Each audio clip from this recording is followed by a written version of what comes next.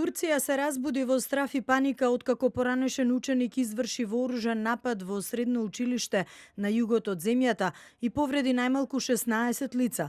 Штом влегол низ надворешната врата, почнал да пука во се што му се нашло на патот во зградата. Првите детали од вооружениот инцидент ги откри гувернерот Хасам Шилдак, кој потврди дека осомничениот првично се скрил во училиштето и одбил да се предаде и покрај повиците од полицијата, а потоа извршил самоубиство. Како резултат на пукањето, повредени се 16 лица.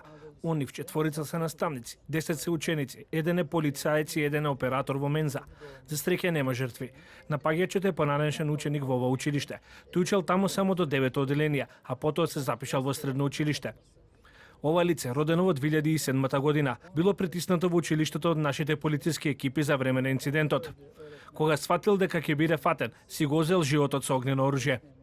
Најголем број од повредените се ученици, а еден повреден наставник е во сериозна состојба. Застрашувачките моменти од инцидентот биле снимени со камери од мобилни телефони. На социјалните мрежи и локалните медиуми се појави видео на кое се гледа како учениците панично бегаат од зградата во моментот кога започнало пукањето. Според безбедносните проценки, училиштето не било на високо ниво на ризик и затоа било без постојано присуство на полиција.